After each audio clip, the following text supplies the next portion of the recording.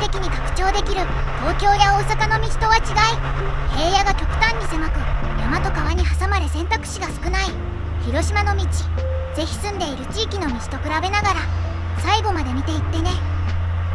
早速ですが、4月23日のリニューアルオープンした大和ミュージアム前です。ようやく再開したので見に来てね。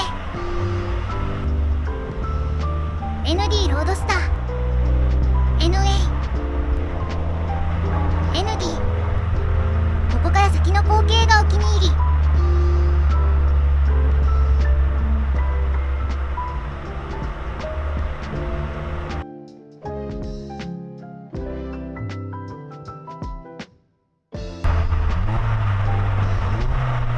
都市高速を使って渋滞ポイントをスキックするのだ。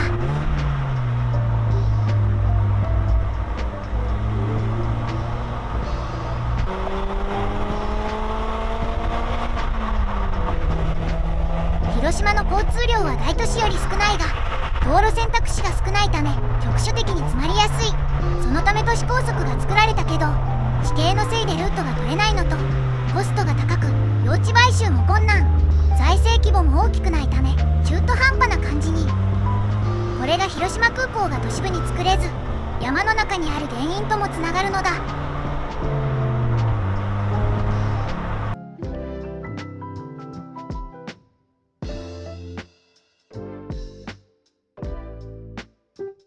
広島市宇品に到着。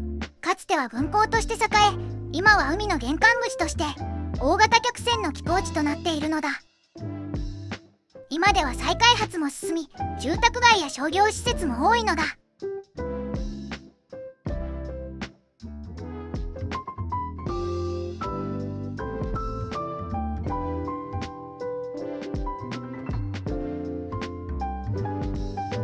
ここからは国道2号線。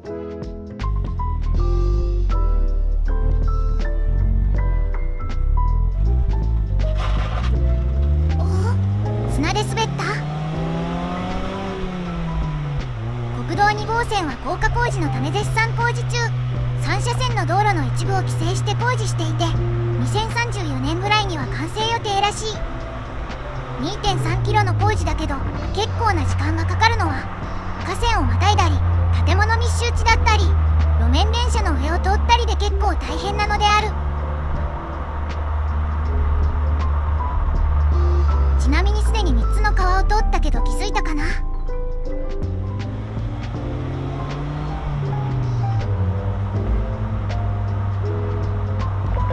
この路面電車の上に高架が通る予定なので、広島をドライブするときはできるだけ国道2号線は避けよう。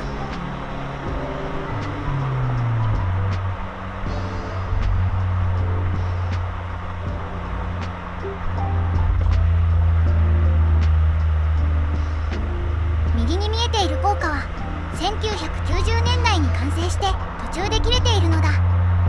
60年代に始まった計画が70年代に止まり、90年代に進み2020年代に再開。これは住宅密集地だからというのもあるけど、それ以上に広島市の住民説明不足のため自治体の施策がのびのびの計画になっているのだ。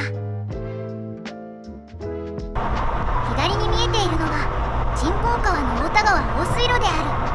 1967年に完成以降、広島市で壊滅的な洪水氾濫は激減したのだ。こんな地形的制限の多い都市でなんでこんなに人いるんだろう。それは1589年の毛利輝元が築城した広島城からと言われていて、それ以前は小さな島と指すと小さな村があった程度と言われている。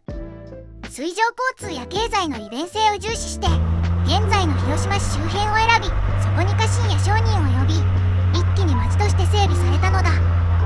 その後明治以降は軍と学徒として発展し、一気に人が集まり現在に至るのだ。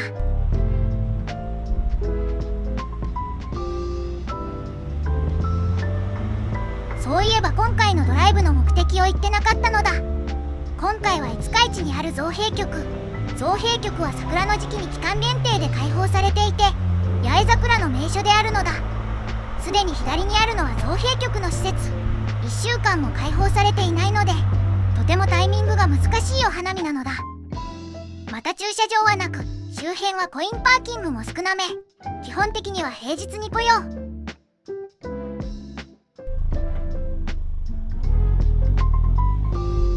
う。近くにあったのでそっちに向かうのだ。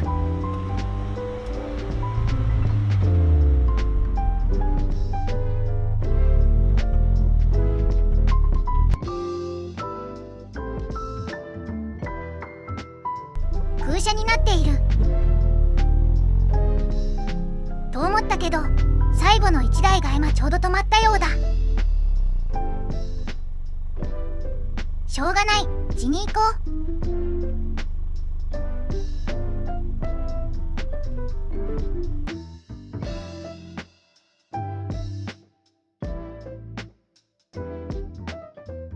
こんな時でも ND。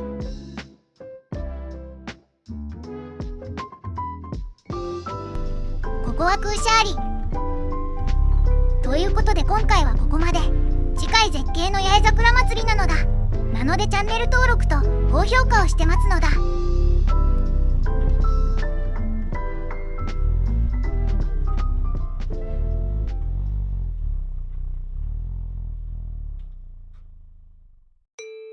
今回の動画は楽しんでもらえたかな？ YouTube にはこの動画が AI の作ったゴミ動画に見えているらしく、現在収益化が停止中なのだ。